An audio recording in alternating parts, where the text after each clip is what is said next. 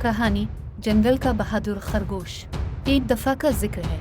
एक घना जंगल था जहाँ कई तरह के जानवर रहते थे। इन जानवरों में एक छोटा सा खरगोश भी था जिसका नाम जोजो था। जोजो बहुत बहादुर और ज़हीन था, मगर उसकी जसामत की वजह से सब जानवर उसे कमज़ोर समझते थे। एक दिन जंगल में एक खतरनाक चीता आ गया। सब जानवर डर के मारे अपने घरों में छप गए।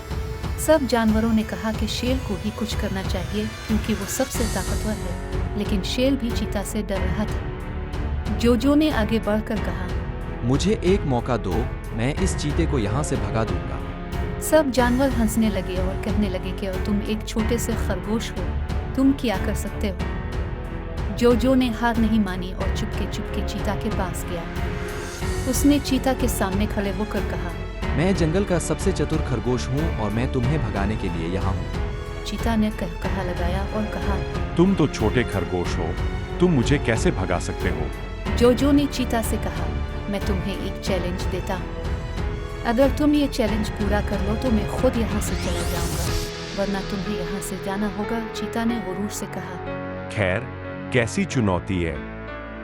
मैं तुम्हें एक चुनौती देता हूँ। यदि तुम यह चुनौती पूरी करोगे तो मैं स्वयं यहाँ से चला जाऊंगा, अन्यथा तुम्हें यहाँ से जाना होगा।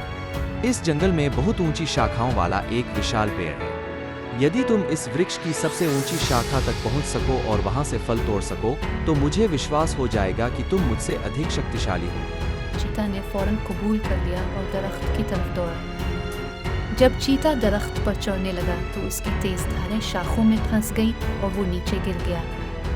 जोजो ने कहा, देखा, बल से अधिक बुद्धि की आवश्यकता है। अब तुमने चुनौती पूरी नहीं की है, इसलिए यहाँ से चले जाओ।